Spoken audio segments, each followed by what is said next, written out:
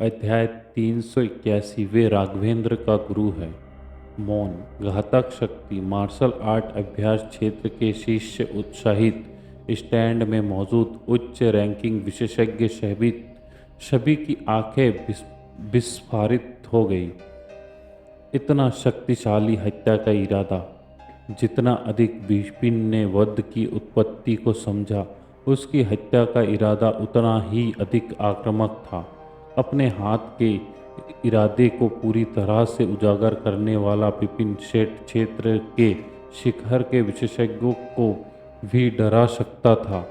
परंपरा परिवार के विशेषज्ञों को तो छोड़ ही दे, यहाँ तक कि परंपरा परिवार के संत क्षेत्र विशेषज्ञ ने भी हत्या का इरादा शक्तिशाली इरादा काफ़ी नहीं देखा था। ये उनके लिए लड़ने के लिए बहुत शक्तिशाली था। उसी समय विपिन की नज़र फास्ट मैडम की ओर गई और उसकी ठंडी आवाज़ उसके दिल में जोर से गूंज उठी। दुनिया भर में यात्रा करने वाले, मैं कहता हूँ कि मैं जो चाहता हूँ वही करता हूँ। क्या मैं परंपरा परिवार में अपने विचार व्यक्त नहीं कर सकता? सबसे पहले मैडम, मैं अब यहाँ हूँ। कृपया वही दोहराए जो आपने अभी अभी कहा है, विपिन ने सशक्त स्वर में कहा। उसने धीरे धीरे एक करके एक के बाद एक शब्द बोले। प्रत्येक शब्द अधिक शक्तिशाली हत्या के इरादे से समाप्त हुआ, जिसने फास्ट मैडम को और अधिक भयभीत कर दिया। जब उसने ये कहना समाप्त किया कि उसके अंदर हत्या का इरादा चरम पर पहुंच गया है, तो पहले मैडम को लगा कि वे टूटने की कगार पर है। आंखें खुली रह गई और उसका सुंदर चेहरा लाल हो गया। उसने बोलने के लिए अपना मुंह खोला, लेकिन कुछ भी नहीं निकला। ऐसा लग रहा था मानो उसका दम घुट गया हो। डरावनी उसका सब कुछ कवर करना, वे हर पल दहशत में रहती थी। हालांकि विपिन सख्त शांत और शांत स्वभाव के थे। परंपरा परिवार आयरन शेवेर क्षेत्र में एक मध्यम आकार का परिवार था, जिसमें 8 सेठ क्षेत्र विशेषज्ञ थे। हालांकि सबसे मजबूत व्यक्ति अभी तक सेठ क्षेत्र के शिखर तक नहीं पहुंचा था, लेकिन केवल स्टेज 3 डोमेन में था। इसलिए विपिन ने उन्हें दिल से नहीं लिया। मिस्टर विपिन, धर्मेंद्र ने कहा और भय से विपिन की ओर देखा। उन्होंने सोचा कि विपिन सिर्फ एक साधारण युवा संत क्षेत्र विशेषज्ञ था, लेकिन वे नहीं था। वे एक बूढ़ा राक्षस होना चाहिए। निश्चित रूप से बूढ़ा, लेकिन किसी तरह से युवा दिखने वाला। परंपरा परिवार के संत क्षेत्र के विशेषज्ञ ने अपने मन में दहाड़ लगाई। वे कल्पना भी नहीं कर सकते थे कि विपिन कितना शक्तिशाली था। वे 20 साल का कैसे हो सकता है? मिस्टर विपिन, हमें माफ़ कीजिए, ये सिर्फ एक गलतफहमी है। धर्मेंद्र विनम्र थे और उन्होंने सम्मानपूर्वक कहा। विपिन ने फुसफुसाया और फिर विस्फोट हत्या का इरादा धीरे धीरे वापस ले लिया। ये महसूस करते हुए कि हत्या का इरादा गायब हो गया, उन्होंने राहत की सांस ली। हालांकि पहले मैडम का चेहरा अभी भी लाल था। उसने डर के मारे विपिन पर एक नज़र डाली और कुछ भी कहने की हिम्मत नहीं की। बुजुर्ग उपेंद्र, विपिन ने उनकी ओर देखा और ठंडे स्वर में कहा, आपने कहा था कि मेरे शिष्य ने बाहरी खजाने से उन 7 आध्यात्मिक जानवर को मार डाला। क्या आप हमें बता सकते हैं कि उनमें से क्या इस्तेमाल किया गया और कैसे? उसने आधे दिन में यंग शून्य क्षेत्र के शिखर पर 7 जानवर को मार डाला। बेहतर होगा कि आप हमारे विवरण बताएं, अन्यथा मैं वादा करता हूं कि आप कल तक जीवित नहीं रहेंगे।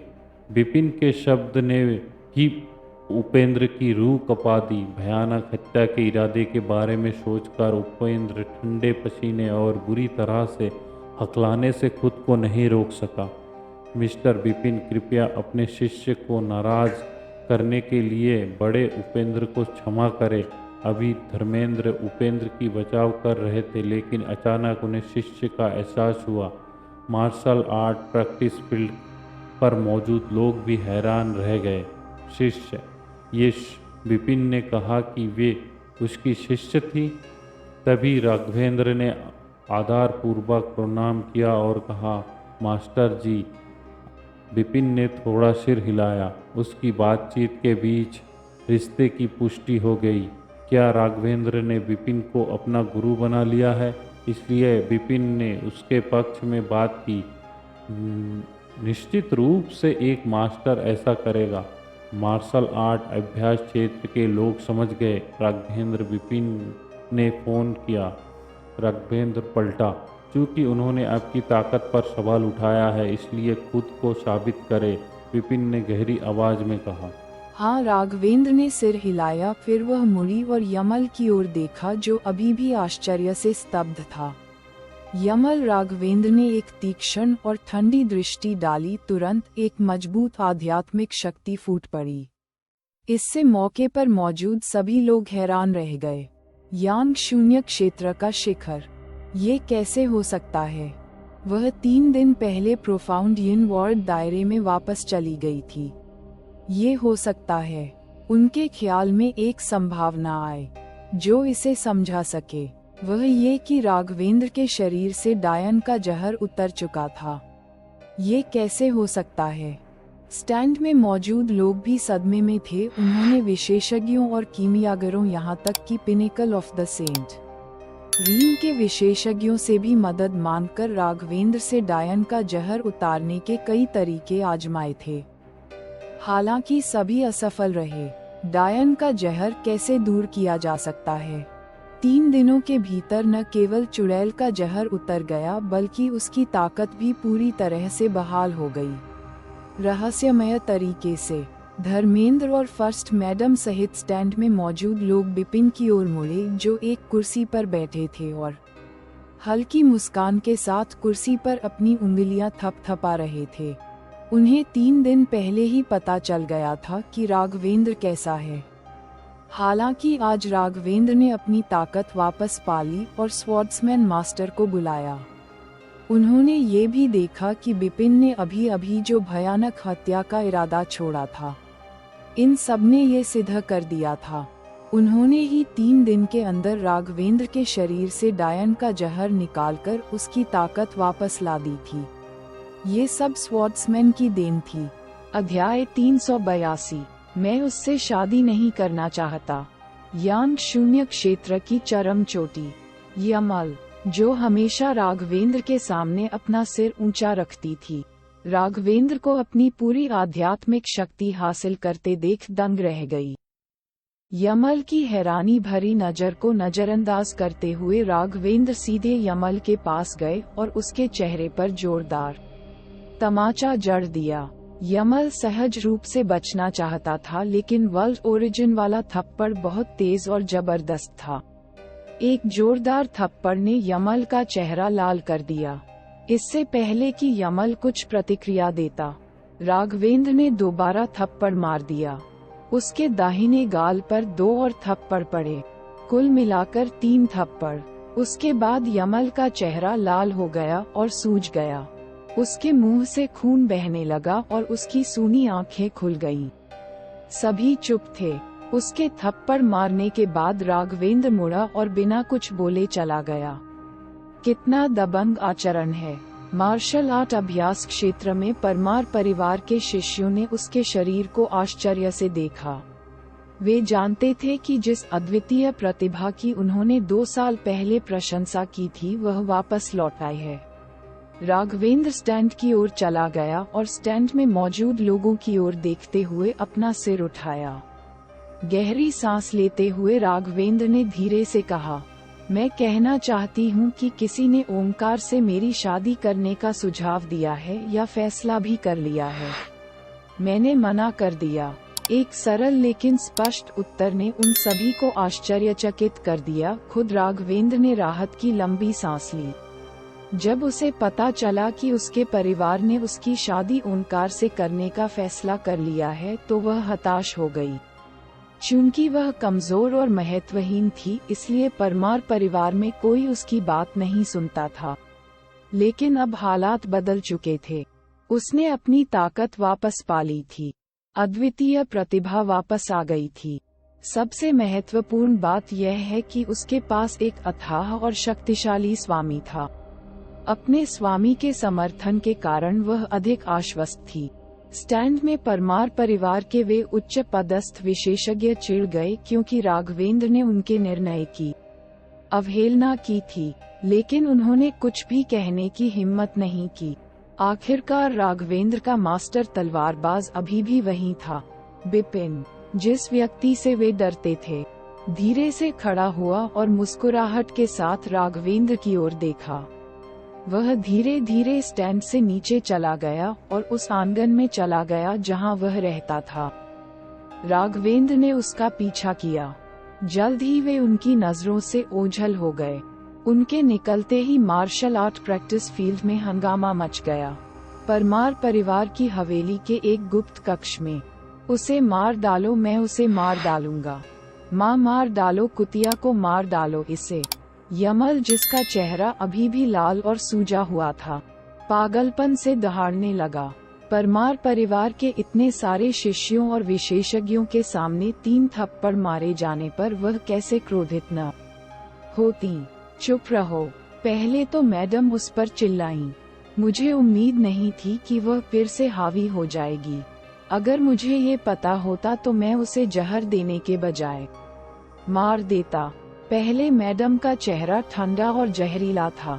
हाँ, फर्स्ट मैडम ने ही 2 साल पहले राघवेंद्र को जहर दिया था, लेकिन उसने कुछ कारणों से उसे नहीं मारा, क्योंकि उस समय राघवेंद्र को परमार परिवार में एक उच्च दर्जा प्राप्त था और वे सभी उसे एक खजाने की तरह मानते थे। यहाँ तक कि आयरन सेबर क्षेत्र के शीर्ष विशेषज्ञों ने भी कहा कि वे राघवेंद्र को अपने निजी शिष्य के रूप में लेना चाहते थे। इसके अलावा उस समय परमार परिवार पर उसका बहुत कम नियंत्रण था और उसने उसे मारने की हिम्मत नहीं की। इसीलिए उसने इंतजार किया और राघवेंद्र के परमार परिवार में अपना रुतबा खोने के बाद ही उसे मारने की कार्रवाई की। उसे उम्मीद नहीं थी कि बिपिन उसे बचा लेगा। उपेंद्र, आप स्वॉर्ड्समैन के बारे में क्या सोचते हैं? सबसे पहले मैडम ने उपेंद्र की ओर देखा। उपेंद्र खड़ा हुआ और भौहें सिकोड़ने के बाद थोड़ी देर बाद उसने गंभीरता से कहा, मैडम तलवारबाज मजबूत है। हालांकि उसने इसका प्रदर्शन नहीं किया है, फिर भी उसके भयानक हत्या के इरादे ने साबित कर दिया कि वह बहुत मजबूत है। इसके अलावा उन्होंने चुड़ैल के जहर को हटा दिया, जिसे pinnacle of the saint realm के विशेषज्ञों सहित कई विशेषज्ञ नहीं हटा सके। ये सब साबित करता है कि वह शक्तिशाली है। कम से कम हमारे परिवार में कोई भी उससे निपट नहीं सकता। ये बात उपेंद्र को मालूम थी। परमार परिवार आयरन सेबर टेरिटरी में एक मध्यम आकार का परिवार था। परमार परिवार का सबसे मजबूत विशेषज्ञ स्टेज 3 डोमेन पर था। सेंट रीम के शिखर का कोई भी व्यक्ति परमार परिवार के लिए कुछ भी कर सकता था, जो वह चाहता था। उपेंद्र ने अनुमान लगाया कि बिपिन कम से कम थे संत क्षेत्र का शिखर। हरामी कौन है वह? पहले मैडम ने कपटपूर्ण और ठंडी आंखों से कहा। मैडम, ईमानदारी से कहूँ तो हमें यहाँ तक कि पूरे परमार परिवार को भी उकसाना नहीं चाहिए, तलवारबाज उपेंद्र ने गहरी आवाज में कहा। पहले तो मैडम का चेहरा उतर गया, लेकिन अगले ही पल वह ठंडे स्वर में मुस्कुराई। निश्चित रूप से तलवारबाज इतना मजबूत है कि हम उसे उकसाने का जोखिम नहीं उठा सकते, लेकिन कोई और कर सकता है। हम उपेंद्र फर्स्ट मैडम की ओर मुखातिब हुए। राघवेंद्र ने कहा कि उसने हम सबके सामने ओमकार से शादी करने से इनकार कर दिया था। क्या दोनों परिवारों ने बहुत पहले ही एक समझौता कर लिया था? अगर राघवेंद्र ने इनकार कर दिया, तो क्या आपको लगता है कि प्लेबॉय ओमकार इस मामले को वहीं छोड़ देगा? पहले एक छिपी हुई मुस्कान उभरी मैडम का चेहरा। मैडम, आपका मतलब है कि उपेंद्र ने भौहें सिकोड़कर उसकी ओर देखा। ओमकार को तुरंत एक संदेश भेजे, लेकिन परिहार परिवार प्रथम मैडम के आदेश के बजाय ओमकार को ध्यान में रखें। उपेंद्र ने ये समझा और जोर से सिर हिलाया। फर्स्ट मैडम की आंखों में अजीब सी ठंडक झलकी और एक ठंडी आवाज आई। तलवारबाज, हम तुम्हें उकसा नहीं सकते लेकिन परिहार परिवार भड़का सकता है। अध्याय 383। परिहार परिवार से मुलाकात। आंगन के अंदर बिपिन एक पत्थर की मेज पर बैठा राघवेंद्र को देख रहा था, जो तलवार कला का अभ्यास कर रहा था। उसकी प्रत्येक चाल से स्वर्ग और पृथ्वी की शक्ति बढ़ती थी और उसमें विश्व उत्पत्ति समाहित थी। बिपिन ने अचानक कहा, आराम करो। मास्टर राघवेंद्र रुके और बिपिन की ओर देखने लगे। आप तलवार सिद्धांत में काफी अच्छे हैं लेकिन आक्रमण में कमजोर हैं। बिपिन ने कहा कि मैं विश्व मूल के एक तलवार कौशल को जानता हूं जो किसी मूल मैनुअल में दर्ज नहीं है। मैं इसे अभी प्रदर्शित करूंगा, ध्यान से देखो। बिपिन ने इसे तुरंत दिखाया। उन्होंने जो प्रदर्शित किया वह दूसरी श्रेणी की बेहतर तलवार तकनीक थी जिसे स्वॉर्ड वर्ल्ड कहा जाता था। बिपिन पूरे 1 साल तक पूर्वजों की भूमि के तलवार टॉवर में रहे थे और उन्होंने विश्व मूल के कुछ तलवार कौशल सहित कई तलवार कौशल पर ध्यान लगाया था, जिनमें से तलवार विश्व उच्चतम श्रेणी में था। एक पल में बिपिन ने स्वॉर्ड वर्ल्ड की पहली 3 चालें पूरी कर लीं। प्रदर्शन करते समय उन्होंने प्रत्येक चाल के बारे में बताया ताकि जियान लैन को इसे और अधिक गहराई से समझने में मदद मिल सके। बिपिन ने कहा, बस इतना ही अभ्यास करें और स्वयं अध्ययन करें, और यदि आपके कोई प्रश्न हो तो मेरे पास आएं। हाँ, राघवेंद्र ने सिर हिलाया। इसी समय उन्होंने कुछ कदमों की आहट सुनी। सरिता तेजी से अंदर की ओर भागी। Miss Lalita, mister swordsman. Sarita ने आंगन में जाकर प्रणाम किया और कहा कि परिहार परिवार का ओंकार आता है। राघवेंद्र को क्या आश्चर्य हुआ। बिपिन ने भी थोड़ा सा मुंह सिकोड़ लिया। बाहर से बहुत सी पदचापें और अन्य आवाजें आईं। मास्टर ओंकार, यह एक गलतफहमी है। गलतफहमी? उसने सरेआम मना कर दिया। आप क्या समझाना चाहते हैं मास्टर ओंकार? यह वह नहीं है जो आप सोचते हैं कि हमारा इरादा नहीं था। मुझे कोई फर्क नहीं पड़ता। मैं जानना चाहता हूँ कि उसकी सगाई से इनकार करने की हिम्मत कैसे हुई। आवाजें तेज होती जा रही थी। जल्द ही बहुत से लोग आंगन में दौड़ पड़े। सबसे पहले एक अनियंत्रित, कपटी और घमंडी आदमी आया। उसके बाद बैंगनी कपड़े पहने एक बुजुर्ग आया, जो पहले ही सेंट दायरे में पहुंच चुका था। धर्मेंद्र और फर्स्ट मैडम सहित लिन परिवार भी अंदर चले गए और फिर एक तरफ खड़े हो गए। धर्मेंद्र शर्मिंदा दिख रहे थे, जबकि फर्स्ट मैडम का चेहरा उसकी आंखों में क्रूरता के साथ ठंडा था। जैसे ही वह आंगन में पहुंचा, ओंकार ये देखकर आश्चर्यचकित रह गया कि राघवेंद्र सुंदर था। मैंने सुना है कि तुम सुंदर हो। तुम वास्तव में सुंदर हो और तुम प्रतिभाशाली भी हो। मुझे ये पसंद है। ओंकार ने बुरी मुस्कान के साथ कहा। मास्टर ओंकार किसके लिए आते हैं? राघवेंद्र ने बेरुखी से पूछा। यह बिल्कुल, मैं हमारी सगाई के लिए आया था, ओंकार ने बुराई से कहा। राघवेंद्र ने कहा, माफ कीजिए, मैंने आपसे कभी शादी का वादा नहीं किया। मुझे कोई परवाह नहीं है। कोई भी मुझे मना नहीं कर सकता क्योंकि आपके परिवार ने वादा किया है कि आपको मुझसे शादी करनी होगी। ओंकार का चेहरा उतर गया और उसने कहा कि एल्डर विष्णु लड़की को तुरंत ले जाओ। मुझे ये देखने में दिलचस्पी है कि कौन मुझे रोकने की हिम्मत करता है। ओंकार के बगल में बैंगनी कपड़े पहने बुजुर्ग ने हाँ में सिर हिलाया। मास्टर ओंकार, आप नहीं कर सकते। परमार परिवार के लोग हैरान थे, लेकिन इससे पहले कि वे उसे रोकते, बैंगनी कपड़े पहने बुजुर्ग ने पहले ही कार्रवाई कर दी थी। युवा महिला, बेहतर होगा कि आप हमारे साथ चलें। बैंगनी कपड़े पहने हुए ने ठंडे स्वर में मुस्कुराते हुए कहा। फिर वह राघवेंद्र के पास गया। पलक झपकते ही उसने अपना सिकुड़ा हुआ हाथ बढ़ाया और राघवेंद्र को पकड़ने की कोशिश की। हालांकि उसी समय बिपिन भी चले गए, इससे पहले कि बैंगनी कपड़े पहने बुजुर्ग राघवेंद्र के पास पहुंचे। पीठ पर लंबी तलवार पहने एक काले कपड़े वाला युवक रास्ते में खड़ा था। ठंडे युवक ने अपनी आस्तीन लहराई और कहा, स्क्रैम। वह अपनी आस्तीन से प्रचंड शक्ति फूटते हुए चिल्लाया। क्या? एक विशाल प्रभाव शक्ति को अपनी ओर आते हुए महसूस करते हुए बैंगनी कपड़े पहने बुजुर्ग पर हमला किया गया। तुरंत उसने खून उगल दिया और दीवार पर जोर से गिरा। दीवार नष्ट हो गई, जिसे देखकर परमार परिवार के सभी जानकारों के दिलों में अचानक धड़कन बढ़ गई। स्लीव की इतनी आसान लहर ने थर्ड स्टेज डोमेन के एक सेंट रियल्म विशेषज्ञ को गंभीर रूप से घायल कर दिया। उसकी शक्ति कितनी भयानक थी। पीछे हटने के बाद बैंगनी कपड़े पहने बुजुर्ग बिपिन ने एक ठंडी दृष्टि डाली और ओंकार के सामने चमक गया। बूम! एक अविश्वसनीय रूप से मजबूत हत्या के इरादे ने ओंकार को घेर लिया। उसका दिमाग चकरा गया, आंखें पूरी तरह से खुल गईं और सदमे में स्थिर खड़े होकर उसने अपनी पैंट गीली कर ली। किसी काम का नहीं। बिपिन ने घृणा से ओंकार की ओर देखा। तभी ओंकार को एक गहरी आवाज सुनाई दी। हमने सगाई को गलत तरीके से निपटाया।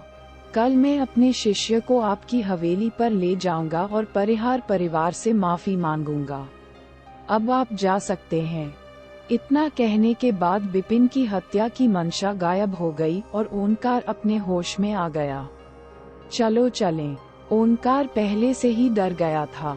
वह बैंगनी कपड़े पहने बुजुर्ग को ले गया और तुरंत परमार परिवार से बाहर निकल गया। जो कुछ हुआ था उसे देखकर परमार परिवार के लोग आश्चर्यचकित हुए बिना नहीं रह सके। परमार परिवार के मास्टर धर्मेंद्र ने माफी मांगी। मिस्टर स्वॉर्ट्समैन, ललिता की शादी के बारे में विचारहीन होना हमारी गलती है। आपको परेशानी में डालने के लिए क्षमा करें।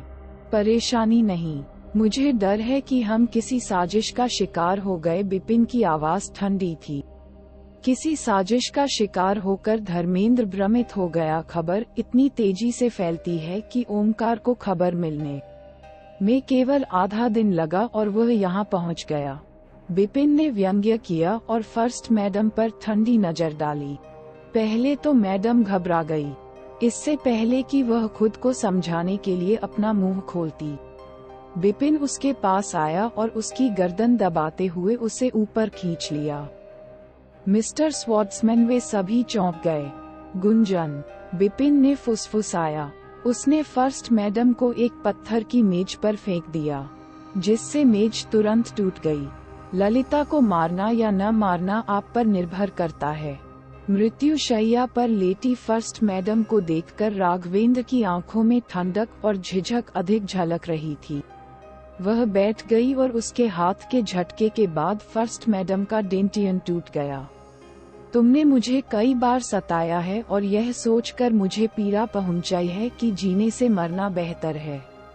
आज मैं तुम्हारे डेंटियन को नष्ट करके तुम्हें बदला चुकाऊंगा। बिपिन ने उसे नहीं रोका।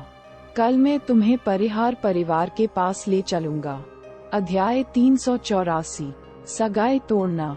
परिहार परिवार आयरन सेबर क्षेत्र के 6 परिवारों में से एक है। एक बड़ा परिवार होने के कारण परिहार परिवार के पास परमार परिवार की तुलना में अधिक समृद्ध आधार और बड़ी पृष्ठभूमि थी। इसमें सेंट रियल्म के दर्जनों विशेषज्ञ थे। यहाँ तक कि सेंट रियल्म के शिखर में 3 भी थे। 2 आकृतियाँ परिहार परिवार की हवेली की ओर आ रही थीं। एक युवक और एक युवा सुंदरी। प्रत्येक ने अपनी और अपनी पीठ पर एक लंबी तलवार पहनी हुई थी। उनकी शक्ल से पता चल रहा था कि वे लगभग एक ही उम्र के थे। लोगों को पहली नजर में लगा कि वे भाई बहन हैं, लेकिन उन्होंने कभी नहीं सोचा था कि वे गुरु और शिष्य हैं। मास्टर परिहार परिवार आयरन सेबर क्षेत्र के 6 परिवारों में से एक है। अगर हम अंदर जाएंगे और इस तरह मेरी सगाई तोड़ देंगे तो यह उनके लिए शर्म की बात होगी। राघवेंद्र ने थोड़ा सा भौहें चढ़ा ली। मुझे लगा कि आपको कोई परवाह नहीं है। बिपिन ने अपनी आंखें झपकाईं। उसने अपना सिर हिलाया और मुस्कुराते हुए कहा, आपने इतने सारे लोगों की उपस्थिति में इसे अस्वीकार कर दिया है। क्या अंतर है? राघवेंद्र ने अपना सिर नीचे कर लिया। आइए पहले अंदर चलें। जल्द ही बिपिन और राघवेंद्र परिहार परिवार की हवेली के सामने खाली स्थान पर पहुंचे। तलवारबाज बिपिन के पास आने की आवाज फैल गई। तुरंत दर्जनों आकृतियां शून्य में चमक उठी। क्या आप तलवारबाज हैं? एक बुजुर्ग की आवाज, जिसका चेहरा ठंडा था और ओमकार जैसा दिखता था, ने कहा कि यह परिहार परिवार का सबसे बड़ा बुजुर्ग संतोष था। उनके बगल में एक अधेड़ उम्र का गंभीर व्यक्ति, परिहार परिवार के मास्टर श्याम सुंदर, खड़े थे। एक और व्यक्ति जिसने लोगों का ध्यान अपनी ओर खींचा, वह था पीठ पर बैंगनी रंग की कृपाण पहने एक व्यक्ति, जो श्याम सुंदर के बगल में खड़ा था। वे जानते थे कि बिपिन क्यों आया है, इसलिए वे खुश नहीं लग रहे थे। प्रिय सज्जनों, मैं यहाँ एक मदद मांगने आया हूँ। मेरी शिष्या ओंकार से शादी करने को तैयार नहीं है, इसलिए क्या हम सगाई तोड़ सकते हैं? मुआवजे के रूप में यहाँ एक इंटरस्पेशियल रिंग है जिसमें बहुत सारे खजाने और अमृत हैं। बिपिन ने उन्हें दे दिया। अंतरस्थानीय अंगूठी लेते हुए संतोष ने उसकी ओर देखा तक नहीं। उसने गहरी आवाज में कहा, आपके लिए बहुत आसान है। तो तुम क्या चाहते हो? बिपिन ने रुखाई से कहा। सरल, संतोष ने कहा। 3 रक्षक कहाँ हैं? बिपिन के सामने 3 आकृतियां प्रकट हुईं। 2 पुरुष और 1 महिला सभी सेंट दायरे और डोमेन के तीसरे चरण में पहुंच गए। 1 कदम आगे वे सेंट दायरे के शिखर में चलेंगे। ताकत बोलती है, संतोष ने कहा। तलवारबाज, यदि आप सगाई तोड़ना चाहते हैं तो पहले 3 रक्षकों को हराएं, अन्यथा हम कोई मुआवजा स्वीकार नहीं करेंगे। ओह, बिपिन ने अपनी भौहें ऊपर उठाईं और उसके चेहरे पर मुस्कान आ गई। कृपया, बिपिन ने शांति से 3 रक्षकों को देखा। उन्होंने एक दूसरे को देखा और चुपचाप सिर हिलाया। अगले ही पल वे बिपिन की ओर बढ़े। बूम! एक बैंगनी रंग की बहती हुई रोशनी भूत की तरह चमकी और सीधे बिपिन के सिर की ओर बढ़ी। बहुत तेज। एक सामान्य सेंट्रियल विशेषज्ञ इस पर प्रतिक्रिया नहीं कर पाएगा। परिहार परिवार के विशेषज्ञ शून्य में खड़े होकर शांति से देखते रहे। 3 रक्षक वर्षों से एक साथ हैं और वे बहुत अच्छा सहयोग करते हैं। वे पिनेकल ऑफ द सेंट रीम में एक विशेषज्ञ से भी युद्ध कर सकते हैं, इसलिए उनके साथ तलवारबाज की ताकत का परीक्षण करने में सक्षम होना बेहतर नहीं हो सकता था। श्याम सुंदर परिहार परिवार के गुरु ने मुस्कुराते हुए कहा, एक बड़ा परिवार होने के कारण न केवल परिवार की पृष्ठभूमि गहरी और मजबूत थी, बल्कि इसमें परमार परिवार की तुलना में अधिक बुद्धिमान और दूरदर्शी गुरु भी था। दरअसल कल समाचार सुनने के बाद उन्होंने चर्चा की थी कि 3 रक्षकों के साथ बिपिन का परीक्षण कैसे किया जाए। यदि बिपिन ने उन्हें हरा दिया तो ये साबित हो गया कि बिपिन की युद्ध शक्ति सेंट दायरे के शिखर पर थी और वे शांतिपूर्वक मुआवजा स्वीकार कर उस पर एहसान करना चाहेंगे। हालांकि अगर वह हार गया तो वे इसे मुश्किल बना देंगे। उसे ये समझना चाहिए कि परिहार परिवार के साथ सगाई से इनकार करने के लिए 6 परिवारों में से किसी एक को कुछ भुगतान करना होगा। प्रहार! एक तेज गड़गड़ाहट की आवाज आए। बिपिन ने बैंगनी रंग की बहती रोशनी पर हमला किया। बिपिन ने नंगी मुट्ठी से जवाबी हमला किया। ये देखने के बाद कई विशेषज्ञ हैरान रह गए, लेकिन श्याम सुंदर के बगल में खड़े स्ट्रैपिंग वाले ने दिलचस्पी दिखाई। इतना मजबूत शरीर! वह प्रशंसा से हाँफने लगा। धमाके के बाद बिपिन ने अपनी आंधी और थंडरबोल्ट की शक्ति को प्रेरित किया। फिर 3 शेष छायाएं शून्य में दिखाई दी और 3 रक्षकों को पीछे धकेल दिया। स्पष्टतः बिपिन विजेता था। तीनों रक्षक अपने पैरों पर खड़े हो गए और बिपिन की ओर आश्चर्यचकित होकर देखने लगे। देखते ही देखते उसने तीनों को हरा दिया। बहुत तेज, बहुत आसान। वे बिपिन से कहीं अधिक कमजोर थे। परिहार परिवार के विशेषज्ञ दंग रह गए। स्टेज 2 श्याम सुंदर परिहार परिवार के मास्टर ने अपने चेहरे पर गंभीर भाव के साथ कहा, तलवारबाज, उसकी युद्ध शक्ति स्टेज 2 में होनी चाहिए।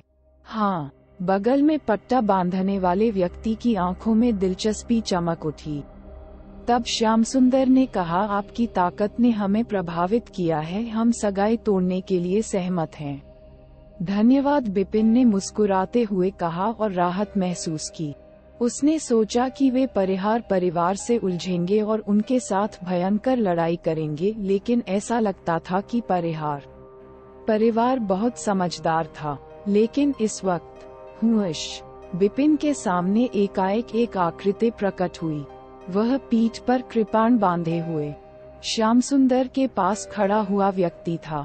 दयाशंकर जी, आप परिहार परिवार के लोग किस उलझन में थे? बिपिन दयाशंकर की युद्ध की मंशा को देखते देखते धीरे धीरे बढ़ने लगे। अध्याय 385। दयाशंकर। बिपिन ने त्योरियां चढ़ाते हुए सामने वाले की ओर देखा। इस व्यक्ति में कट्टर आंखों और जबरदस्त युद्ध के इरादे के साथ बेहद हिंसक और दबंग आभा झलक रही थी। मेरा नाम दयाशंकर है और मेरे जीवन में मेरी पसंदीदा चीज वास्तविक विशेषज्ञों से लड़ना है। आज के लौह कृपाण क्षेत्र में मैंने उन सभी विशेषज्ञों को चुनौती दी है जो संत क्षेत्र के शिखर पर पहुंच गए हैं। आप जैसे विशेषज्ञ से मिलना दुर्लभ है जो किसी की तरह दिखता हो। स्टेज 2 पर वैसे भी हमें एक लड़ाई लड़नी है, दयाशंकर ने कहा। स्टेज 2। बिपिन आश्चर्यचकित थे। मास्टर श्याम सुंदर, अगर मैं आपकी परिहार पारिवारिक हवेली में इस तलवारबाज से लड़ूं तो क्या आपको कोई आपत्ति होगी? दयाशंकर ने श्याम सुंदर की ओर देखा। जब तक तुम मेरी हवेली नहीं तोड़ोगे दयाशंकर जी, जो करना है करो, श्याम सुंदर ने मुस्कुराते हुए कहा। कृपा करके तलवारबाज दयाशंकर ने शिष्टाचार दिखाने के लिए बिपिन की ओर एक हाथ अपनी छाती के सामने रखा और फिर सीधे उस पर हमला कर दिया। दयाशंकर के हाथ में एक बैंगनी कृपाण दिखाई दिया जो दसियों झांगों को कवर करते हुए केवल एक ही कदम के साथ बिपिन के सामने आया था। बैंगनी कृपाण एक बैंगनी वज्र में बदल गया और शून्य में एक तीव्र उछाल के साथ बिपिन की ओर बढ़ रहा था। एक्सपर्ट बिपिन का चेहरा उदास हो गया। दयाशंकर का प्रहार देखकर ही बिपिन तुरंत समझ गए कि उनका सामना किसी सचमुच विशेषज्ञ से है। जब अत्यंत भारी कृपाण पास आए तो बिपिन को भी असामान्य रूप से भारी दबाव महसूस हुआ। उस पर दबाव उस समय से भी अधिक था जब पवित्र सम्राट महल के 4 पवित्र गुरुओं ने महल में उस पर एक साथ हमला किया था। जहां तक दयाशंकर की ताकत का सवाल है, ये स्पष्ट रूप से 4 पवित्र गुरुओं की तुलना में बहुत दूर था। यहाँ तक कि सबसे मजबूत प्रथम पवित्र गुरु भी उनसे बहुत कमजोर थे। जब कृपाण आ रहा था तो बिपिन ने अपने शरीर को हिलाया। फिर वह अपने दाहिने हाथ को कसकर बांधकर आगे बढ़ा और जबरदस्त ताकत का विस्फोट हुआ। उसने सीधे तेजी से आगे की ओर मुक्का मारा।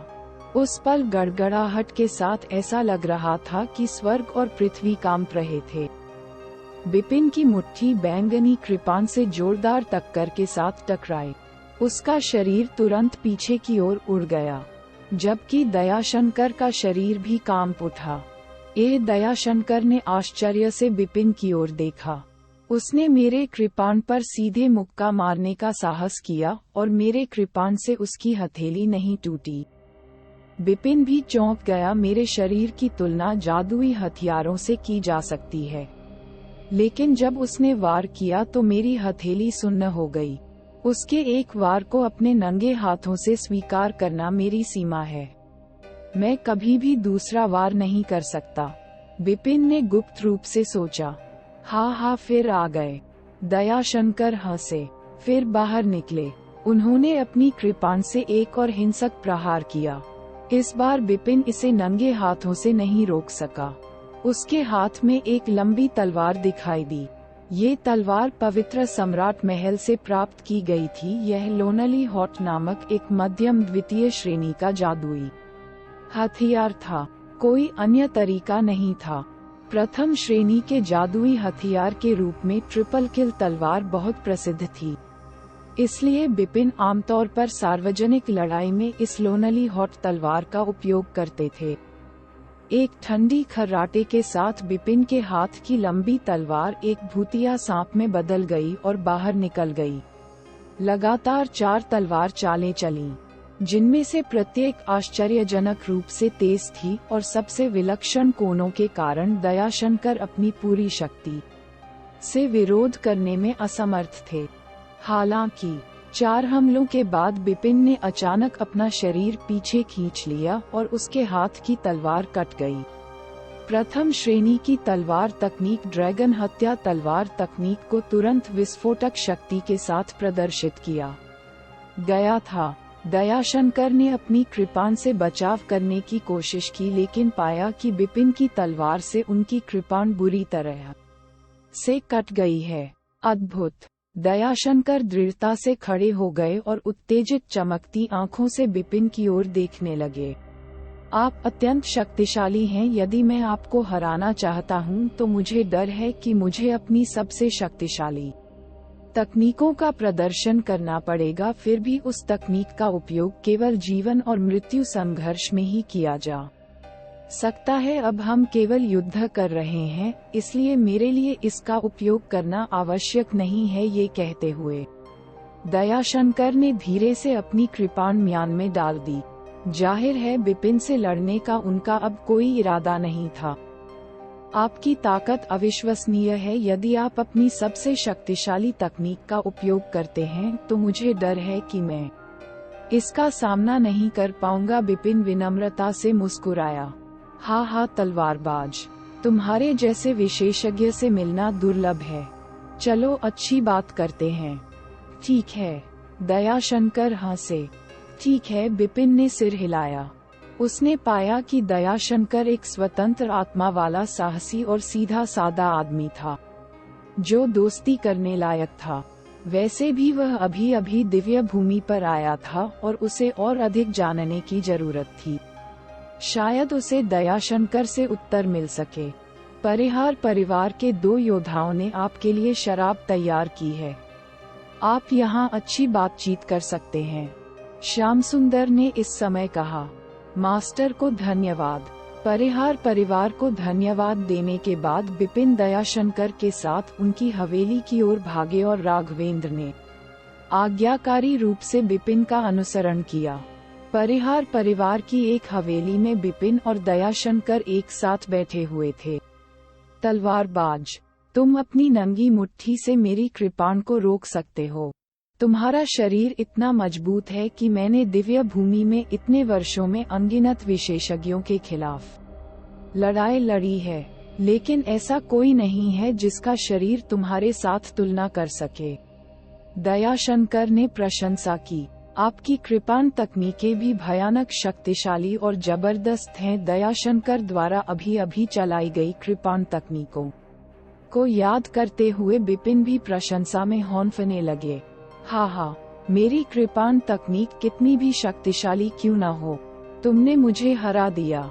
दयाशंकर हंसे। वैसे तुम्हारी ताकत इतनी जबरदस्त है, फिर भी मैंने लौह कृपाण क्षेत्र में तुम्हारे नाम के बारे में क्यों नहीं सुना? बिपिन ने कहा। मैं एक बाहरी महाद्वीप से आया हूँ और अभी दिव्य भूमि पर पहुँचा हूँ। इसमें कोई आश्चर्य नहीं कि दयाशंकर कुछ समय के लिए चुप रहे। आपने एक बाहरी महाद्वीप में खेती की, लेकिन चरण 2 की शक्ति प्राप्त की। आप वास्तव में अद्भुत हैं। स्टेज 2 बिपिन ने दयाशंकर की भौहें चढ़ा ली। जब आप मेरे खिलाफ लड़े तो आपने स्टेज 2 का जिक्र किया। स्टेज 2 का क्या मतलब है? आप नहीं जानते कि दयाशंकर ने आश्चर्य से बिपिन की ओर देखा, लेकिन वह तुरंत समझ गए। वैसे भी आप अभी अभी दिव्य भूमि पर आए हैं। ये सामान्य बात है कि आप इस वर्गीकरण को नहीं जानते हैं। मैं आपको समझाता हूँ। दयाशंकर समझाने लगे। आपको पता होना चाहिए कि सेंट दायरे के भीतर के क्षेत्रों की ऊंचाई में कोई अंतर नहीं है।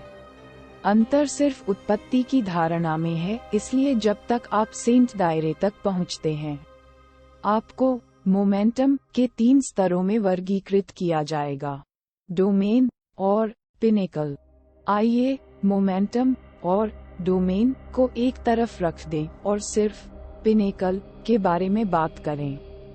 शिखर का तात्पर्य संत क्षेत्र के शिखर से है, जिसका अर्थ है कि आप मूल धारणा के एक निश्चित स्तर तक पहुंच गए हैं। हालांकि सेंट दायरे के शिखर पर योद्धाओं की भी अलग अलग ताकतें होती हैं और मतभेद बहुत बड़े हो सकते हैं।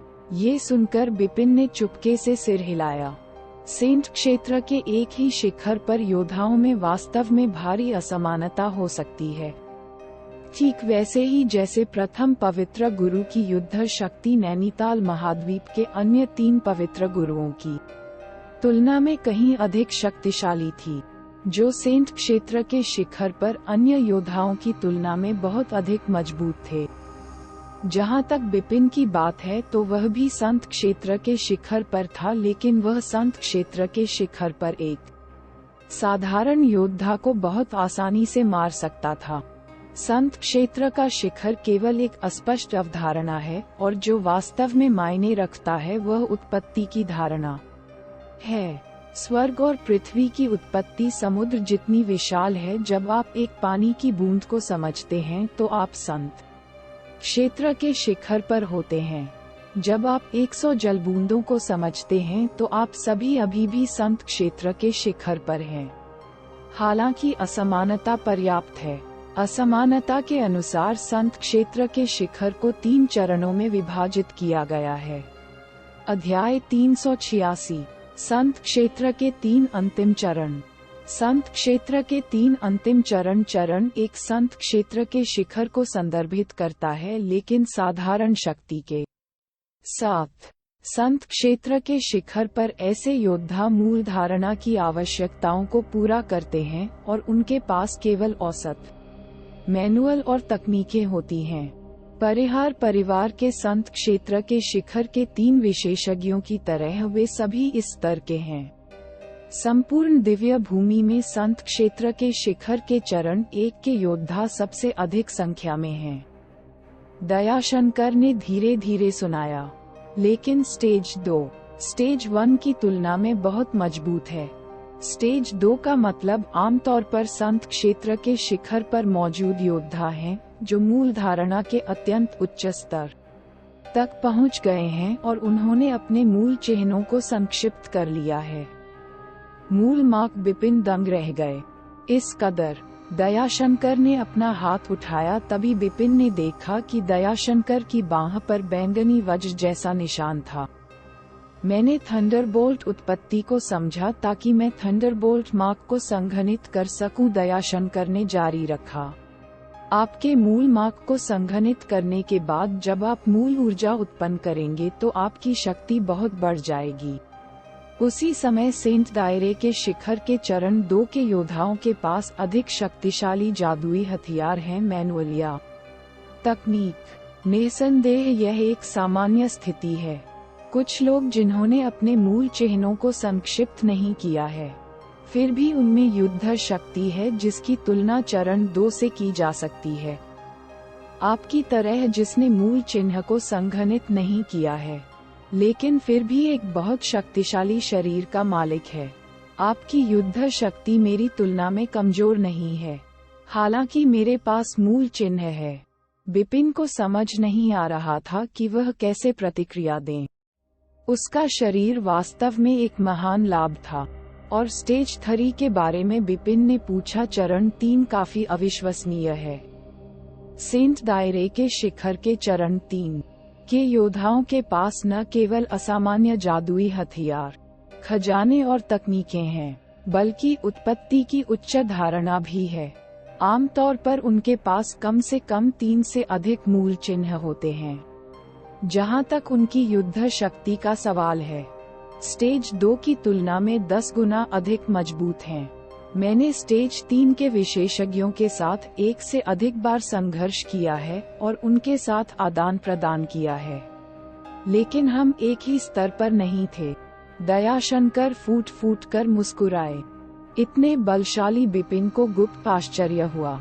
वास्तव में स्टेज 3 के ऊपर एक और स्तर है जो संत क्षेत्र के शिखर पर और भी अधिक अविश्वसनीय है, दयाशंकर ने अचानक कहा।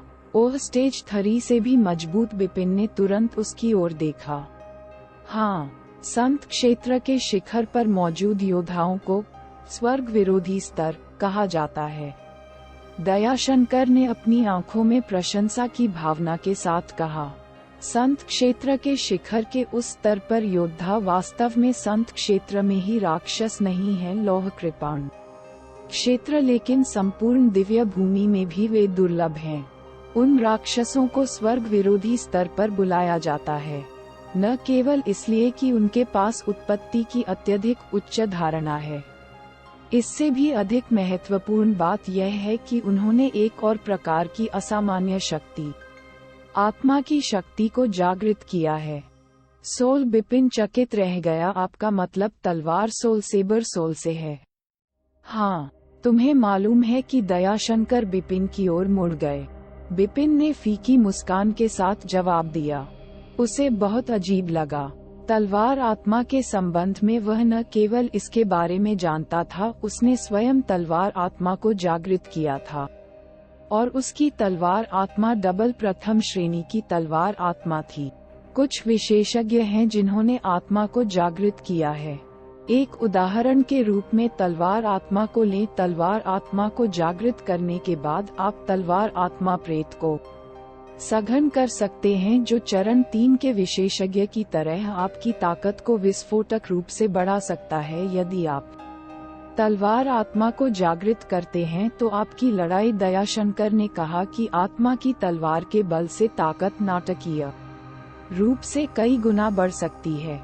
स्वाभाविक रूप से आपको स्वर्ग विरोधी स्तर पर माना जा सकता है। बिपिन दयाशंकर की बातों से दिल से सहमत थे।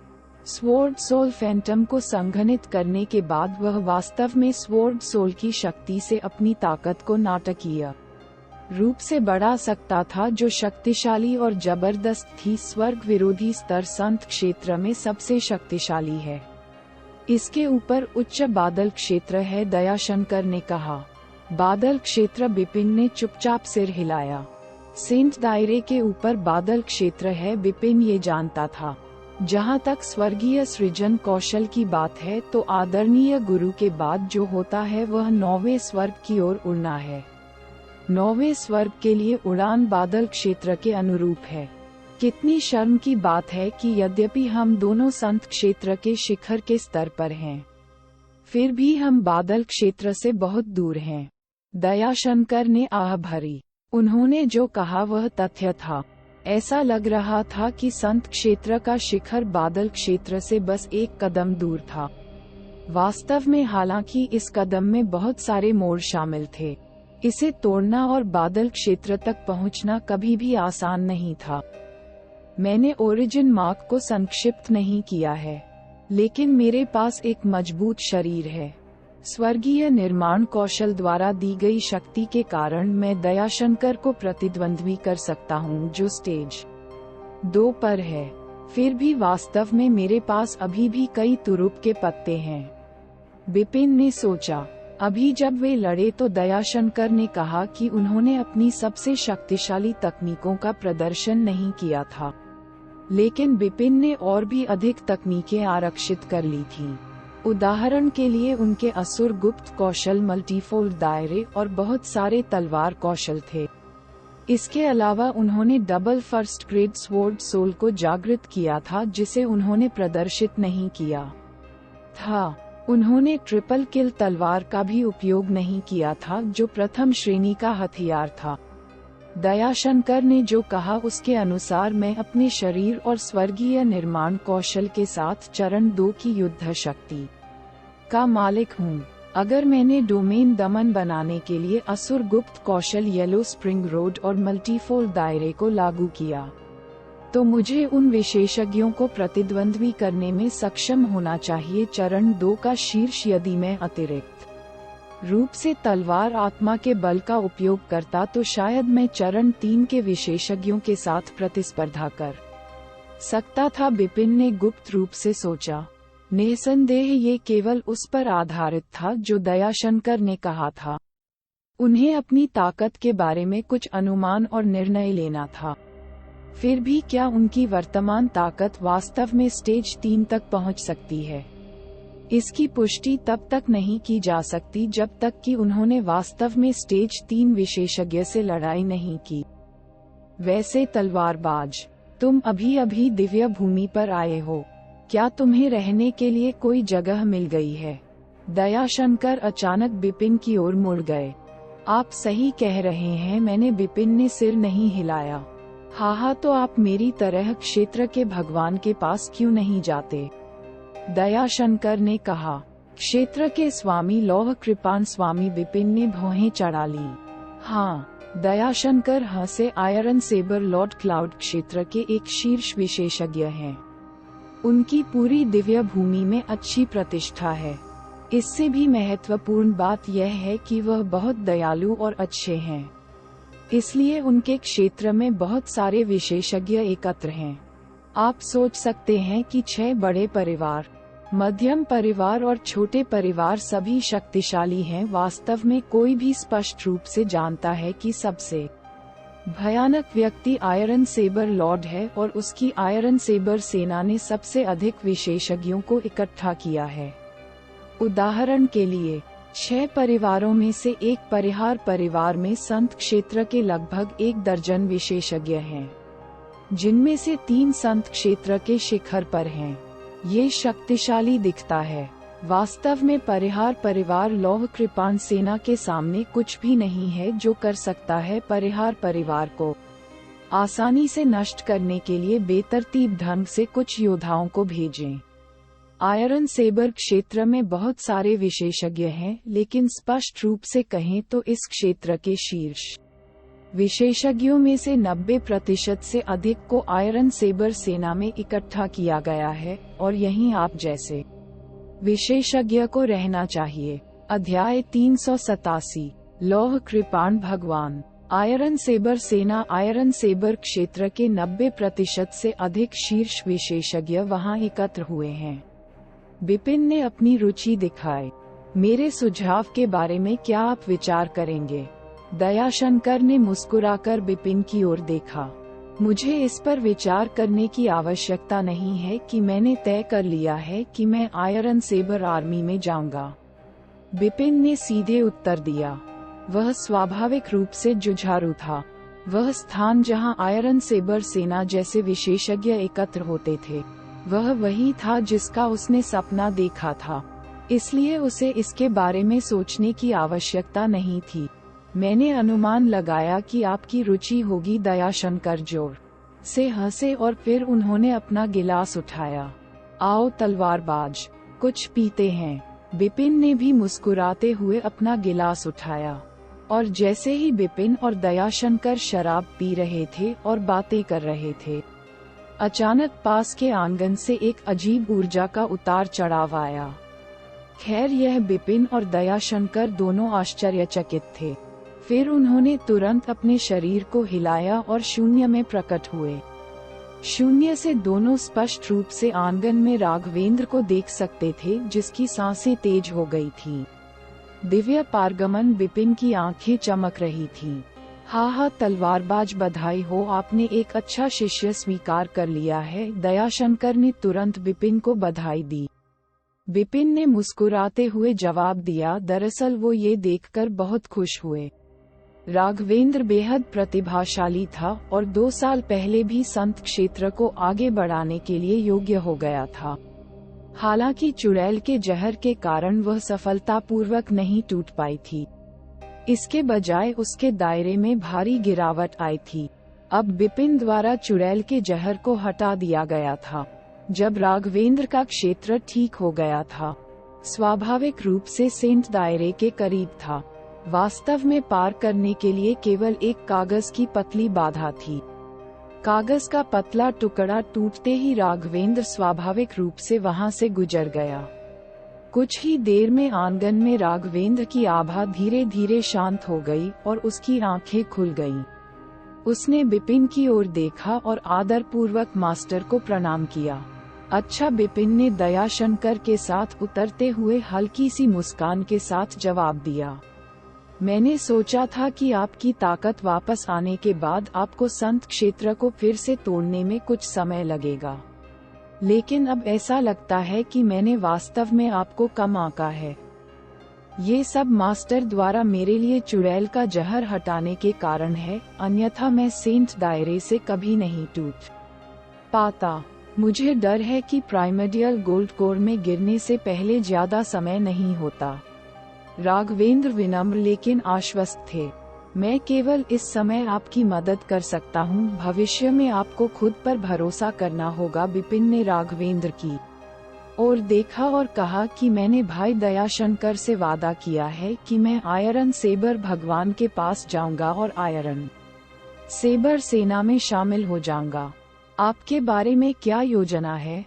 राघवेंद्र ने भौहें सिकोड़ ली और फिर वह निश्चिंत होकर गंभीरता से बोली, मैं अकेले ही दुनिया घूमने का इरादा रखती हूँ। वह विपिन ने धीरे से सिर हिलाया। ठीक है, मैं हमेशा खेती में व्यस्त रहूंगा और आपके अभ्यास की व्यवस्था करने के लिए मेरे पास समय नहीं होगा। यदि आप मेरा अनुसरण करना जारी रखेंगे तो यह अच्छी बात नहीं होगी। इतना कहने के बाद विपिन ने अपनी हथेली उल्टी कर दी और राघवेंद्र को एक इंटरस्पेशियल रिंग दी। इंटरस्पेशियल रिंग के अंदर कुछ खजाने हैं जिनका आप उपयोग कर सकते हैं। आप इसे ले लें। भविष्य में जब आप खुद दुनिया भर में यात्रा करें तो आपको ध्यान रखना चाहिए और कभी भी अपनी जान नहीं गंवानी चाहिए। बहुत बहुत धन्यवाद मास्टर। राघवेंद्र ने इंटरस्पेशियल रिंग स्वीकार की और सम्मानपूर्वक सिर हिलाया। जाओ, विपिन ने हाथ हिलाया। राघवेंद्र ने इस समय घुटने टेक दिए और विपिन की ओर 3 बार जोर से झुके और फिर सीधे चले गए। वह इतनी सुंदर शिष्या है, तुम उसे अपने साथ मत रहने दो, लेकिन उसे अकेला छोड़ दो। दयाशंकर ने चंचलता से विपिन की ओर देखा। युवा चील केवल तभी उड़ सकते हैं जब वे अपने पंख फैलाते हैं, और इससे भी अधिक मैं एक बड़ा आदमी हूँ। और अगर मेरे पीछे हमेशा एक खूबसूरत महिला शिष्या रहती है तो इसका क्या मतलब है कि विपिन ने अपने हाथ फैलाए हैं। आप जानते हैं कि दयाशंकर ने विपिन की ओर देखा और उसके बाद कुछ अजीब सवाल किया। वास्तव में मुझे आश्चर्य है कि आप कितने साल के हैं। आपकी ताकत इतनी शक्तिशाली है कि आपको बूढ़ा होना चाहिए, लेकिन आप इतने युवा दिखते हैं। यह एक रहस्य है। विपिन थोड़ा मुस्कुराया और उसे कोई उत्तर नहीं दिया। ठीक है, अगर आप नहीं कहना चाहते तो दयाशंकर ने अपना मुंह सिकोड़ लिया। चलिए, मैं आपको क्षेत्र के स्वामी के दर्शन कराता हूँ। कुछ ही देर में विपिन दयाशंकर के साथ उस स्थान पर जाने के लिए निकल पड़े जहाँ लौह कृपाण भगवान रहते थे। आयरन सेबर क्षेत्र बहुत विशाल था, जो कि नैनीताल महाद्वीप से कुछ हद तक बड़ा था। आयरन सेबर भगवान एक लंबी पर्वत श्रृंखला पर रहते थे जिस पर कई इमारतें थीं। विपिन और दयाशंकर पूरी गति से चले, लेकिन उन्हें आने में अभी भी पूरे 3 दिन लगे। दयाशंकर ने कहा, तलवारबाज, तुम्हें तुरंत क्षेत्र का स्वामी दिखाई देगा। लौह कृपाण भगवान। विपिन की आंखों में उम्मीद की भावना थी। मैंने सुना है कि क्लाउड क्षेत्र के विशेषज्ञ सेंट क्षेत्र के शिखर पर विशेषज्ञों को आसानी से मार सकते हैं। बस उसके हाथ उठाने से विशाल दिव्य भूमि में उसे माना जा सकता है एक अधिपति प्राणी। लेकिन मैंने क्लाउड दायरे में कभी कोई विशेषज्ञ नहीं देखा। शायद आयरन सेबर लॉर्ड क्लाउड क्षेत्र के पहले विशेषज्ञ होंगे जिन्हें मैं अपने जीवन में देखूंगा। वह द्वारका महल है जहां भगवान रहते हैं। दयाशंकर ने दूर एक ऊंचे महल की ओर इशारा किया, जो लगभग पूरा काला था। महल सभी दिशाओं में घूमते हुए सुनहरी लहरें भेज रहा था। इसके दबाव ने विपिन को आश्चर्यचकित कर दिया। मेरे पीछे आओ और सिर नीचे कर लो।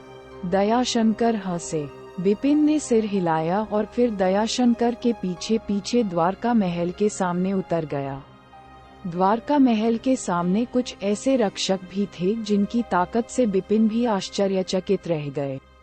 संत क्षेत्र गार्ड सेंट क्षेत्र के विशेषज्ञ थे। पूरे आयरन सेबर क्षेत्र में संभवतः केवल आयरन सेबर लॉर्ड के पास ही उन्हें नियोजित करने की योग्यता थी। दयाशंकर और विपिन को देखकर गार्डों ने उन्हें नहीं रोका।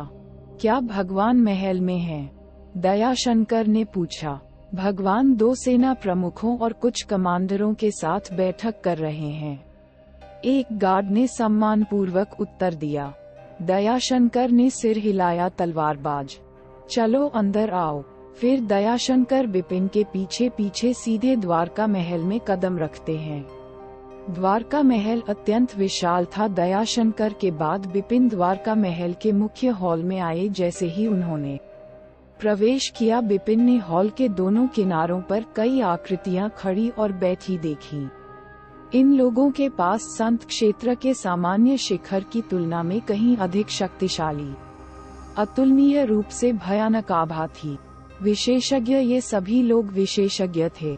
इनमें से कोई भी दयाशंकर से कमजोर नहीं है, कुछ तो उससे भी ताकतवर हैं। बिपिन घबरा गया। पूरे हॉल में बिपिन के लिए सबसे भयावह बात शीर्ष पर बैठा एक गंदा और कुछ हद तक मैला कुचैला काले बालों वाला आदमी था। काले बालों वाला आदमी दमनकारी भावना के साथ तरंगे भेज रहा था, जैसे कि पूरी दुनिया द्वारा दबाव डाला जा रहा हो। यह आदमी आयरन सेबर टेरिटरी का भगवान है। बिपिन ने काले बालों वाले आदमी को देखा। जैसे ही उसने भी उसे देखा, अचानक बिपिन को अपने सिर पर वज्रपात जैसा महसूस हुआ और उसका पूरा शरीर पूरी तरह से झुलस गया। भयावह, बस एक नजर और बिपिन को दिल थाम देने वाला डर महसूस हुआ। ये क्लाउड क्षेत्र के एक विशेषज्ञ की पूर्ण ताकत थी। अध्याय 388। 13वां कमांडर। भगवान दयाशंकर ने आदर पूर्वक प्रणाम किया और परिचय दिया। ये तलवारबाज है जो अभी अभी बाहरी महाद्वीप से दिव्य भूमि पर आया है। यह आपकी सेना में शामिल होने के लिए यहाँ आया है। भगवान बिपिन ने भी आदर पूर्वक प्रणाम किया। यहाँ आने से पहले मैंने स्वॉर्ड्समैन के खिलाफ लड़ाई लड़ी है और स्टेज 2 पर लड़ने की ताकत उसमें है, दयाशंकर ने लगातार कहा। स्टेज 2 आयरन सेबर हॉल के शीर्ष पर भगवान ने थोड़ा सिर हिलाया। मेरी आयरन सेबर सेना एक ऐसी जगह है जहां बहुत सारे विशेषज्ञ एकत्र होते हैं। सेंट्रियल्म के शिखर के स्टेज 2 में एक विशेषज्ञ एक कमांडर बनने के लिए काफी मजबूत है। हालांकि चाहे आप तलवारबाज हों, वास्तव में ऐसी ताकत का परीक्षण करने की जरूरत है। मनमोहन। बिपिन के सामने तुरंत एक ठंडा और सख्त आदमी आ गया। तलवारबाज, यह आयरन सेबर सेना का कानून है। मुझे आशा है कि आप समझ गए होंगे। दयाशंकर ने बिपिन की ओर देखा। मैं समझता हूँ, बिपिन ने सिर हिलाया। वह ठंडा और सख्त आदमी बिपिन तलवारबाज को घूर रहा था। सावधान रहें। जैसे ही आवाज गिरी, मनमोहन के शरीर से गगनचुंबी शक्ति का प्रवाह निकला जो एक झटके में बिपिन के सामने आ गया। फिर उसका दाहिना हाथ एक पंजा बन गया और बिजली की तरह बिपिन पर हमला कर दिया। उंगलियां शून्य में कट गईं, जिससे एक तीखी आवाज हुई।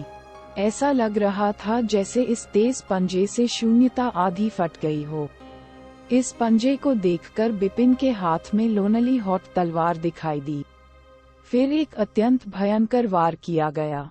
इस जोर के क्षण में एक शक्तिशाली हत्या का इरादा पूरे हॉल में फैल गया। यह इतना मजबूत था कि हॉल में कई विशेषज्ञ इस पर सवाल उठा रहे थे। हत्या का इरादा इतना मजबूत है कि इसका मतलब है कि वध की उत्पत्ति के बारे में उसकी धारणा बहुत ऊंची है, लेकिन वह अभी भी उत्पत्ति के निशान को संक्षिप्त करने से बहुत दूर है। आसपास मौजूद सभी विशेषज्ञ चरण 2 से ऊपर के शीर्ष विशेषज्ञ थे, जिनकी धारणाएं बहुत ऊंची थीं। एक नजर में वे बिपिन की मूल धारणा की डिग्री का अनुमान लगा सकते थे। टकराव की धीमी और भारी आवाज सुनाई दी। उसी समय वह बिंदु जहां तलवार की रोशनी पंजे से मिलती थी, वह अभी भी आग की हल्की लपटों से धधक रहा था। मनमोहन ने ठंडी सी फूंफकार मारी और फिर अपनी दोनों हथेलियां एक साथ फैला दी और चील की तरह बिपिन की ओर झपटा। गंभीर चेहरे के साथ बिपिन ने अपनी लोनली हॉट तलवार लहराई और सीधे बचाव किया। लगातार कई टकराव हो रहे थे, जिससे हॉल में एक के बाद एक टकराने की आवाजें गूंज रही थीं। आखिरी टक्कर के बाद मनमोहन ने अपना पंजा फैलाया, जिसे रोकने का बिपिन के पास समय नहीं था और उसे अपनी बाईं मुट्ठी से जवाब देना पड़ा। परिणामस्वरूप दोनों को विस्फोटक तरीके से पीछे हटना पड़ा।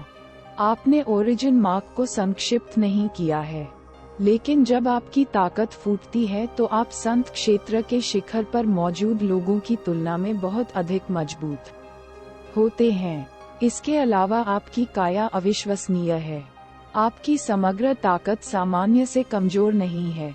चरण 2 विशेषज्ञ मनमोहन ने गंभीरता से बिपिन को देखा। जब उन्होंने बिपिन के खिलाफ लड़ाई लड़ी तो उन्हें इस विशेषज्ञ का एक असामान्य दबाव भी महसूस हुआ। हॉल में मौजूद सभी विशेषज्ञ इस दृश्य पर हंस पड़े। जाहिर तौर पर वे सभी बिपिन की ताकत को पहचान गए। हॉल के शीर्ष पर आयरन सेबर टेरिटरी के लॉर्ड ने मुंह के कोनों पर मुस्कुराहट के साथ बिपिन को देखा और गुप्त रूप से सोचा कि मनमोहन ने अपना सर्वश्रेष्ठ प्रदर्शन नहीं किया, लेकिन मुझे डर है कि इस तलवारबाज ने अपनी सारी ताकत छिपा ली है। यदि वह अपनी सारी ताकत का उपयोग करता है। सेंट दायरे के शिखर के चरण 2 पर मजबूती से पैर जमाना कोई समस्या नहीं है। तलवारबाज आयरन सेबर लॉर्ड ने नीचे देखा। बिपिन ने तुरंत ऊपर देखा। आज से आप नंबर 1 आर्मी आयरन सेबर के 13वें कमांडर होंगे, लॉर्ड ने भव्य आवाज में कहा। भगवान, बिपिन ने तुरंत कहा, बहुत बहुत धन्यवाद किंग। आयरन सेबर लॉर्ड ने कहा। तभी स्थिर आभा वाला एक सियान वस्त्रधारी अधेड़ उम्र का व्यक्ति बाहर निकला। आप नंबर 1 सेना के जनरल हैं। अब तलवारबाज आपके अधीन होगा। उसे आयरन सेबर सेना के नियम बताना आपका कर्तव्य है, आयरन सेबर लॉर्ड ने आदेश दिया था। हाँ, किंग ने सम्मानपूर्वक सिर हिलाया। आप आयरन सेबर जा सकते हैं। भगवान ने अपना हाथ लहराया और अंत में गायब होने से पहले उनकी आकृति धीरे धीरे बड़ी और धुंधली होती गई। इतना अद्भुत कौशल बिपिन को ये देखकर आश्चर्य हुआ। हॉल में मौजूद कमांडर और विशेषज्ञ भी जाने लगे। तलवारबाज किंग बिपिन के पास गया। जनरल बिपिन ने थोड़ा सा अपना मुंह खोला। आयरन सेबर लॉर्ड और किंग बिपिन के बीच बातचीत के माध्यम से पता चला कि किंग नंबर 1 सेना के जनरल थे और वह खुद किंग की कमान के तहत नंबर 9 कमांडर थे। आप अभी अभी आयरन सेबर सेना में पहुंचे हैं। सेना के बारे में कुछ है जिसके बारे में मुझे आपको बताना है, लेकिन अब मैं आपको आपके लोगों से मिलवाऊंगा, किंग ने कहा। लोग बिपिन आश्चर्यचकित रह गए। आयरन सेबर सेना में प्रत्येक कमांडर तलवारबाज योद्धाओं की एक टीम की कमान संभाल सकता है। संख्या बड़ी नहीं है, ये केवल 100 लोगों की टीम है। फिर भी इस तरह की एक छोटी सी टीम 6 परिवारों में से एक परिवार को आसानी से नष्ट कर सकती है। दयाशंकर एक तरफ मुस्कुराए। ओह, बिपिन को उत्सुकता हुई। दयाशंकर, हमारे साथ आओ, किंग ने कहा और फिर वह हॉल से चले गए। बिपिन और दयाशंकर पीछे पीछे आ रहे थे और धीमी आवाज में बातें कर रहे थे। बिपिन ने कहा, हमारे जनरल दयाशंकर सहमत और विनम्र प्रतीत होते हैं। बेशक, दयाशंकर मुस्कुराए। जनरल किंग की आयरन सेबर सेना में बहुत ऊंची प्रतिष्ठा है और उनका स्वभाव बुरा नहीं है। बेशक ये सिर्फ हमारे लिए है, जब वह दुश्मन का सामना करेंगे तो स्थिति अलग होगी। इससे भी अधिक, जनरल किंग के पास शक्तिशाली ताकत है। वह स्टेज 3 में एक चरम विशेषज्ञ है। स्टेज 3 बिपिन हैरान था। अगर उसने अपने सभी तुरुप के पत्तों का इस्तेमाल किया और अपना सर्वश्रेष्ठ प्रदर्शन किया तो शायद वह अब स्टेज 3 में विशेषज्ञों को टक्कर दे सकता था। दरअसल न केवल जनरल किंग बल्कि आयरन सेबर सेना के सभी कमांडर एक जैसे हैं, दयाशंकर ने कहा।